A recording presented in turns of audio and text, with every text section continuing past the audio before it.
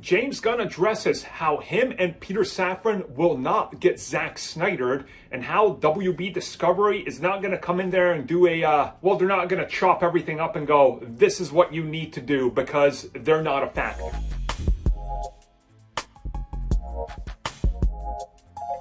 So most of you know how WB operated when Zack Snyder was in charge. They would come in, they would chop things up, they would do things behind the scenes, behind the directors and the actors' backs, and this caused all sorts of problems. They would also mandate certain things, embargo certain things, let other studios, other properties lock things away. It just caused a giant headache. DC Studios is different. James Gunn recently talked about this, and again, he wanted to make something very clear. He said, there is no person overhead that calls all the shots. WB Discovery has entrusted him and Peter Safran with DC Studios as its own brand, where they call the shots. There's never going to be meddling, interfering, them stepping in because of certain circumstances or demands. They call the shots. He specifically said that this is not like what happened with Zack Snyder. This is the complete opposite, comparing this more to Marvel Studios, where yeah, Disney has obviously the people that are up above Kevin Feige that can call the shots,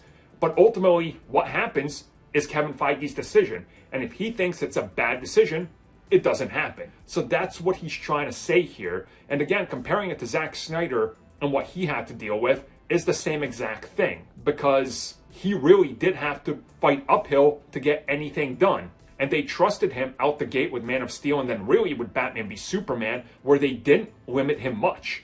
And what he delivered didn't deliver the reception from the critics and the fans, or the box office, so they pivoted and told him what to do. They're not going to do that here, because they've entrusted James Gunn and Safran to deliver the goods, and hopefully the goods can gain steam over time. The Marvel Studios model. Cap 1, The Incredible Hulk, and Thor barely broke even. Like, we're talking minuscule amount of profit. But the brand was trusted to carry forward, and well, billion-dollar brands, and the Hulk is now a mainstay in multiple films. So they got to follow the same process, and I think James and Peter convinced Discovery that this is the only solution, and if they interfere, if something goes wrong, it's the end of the line for DC.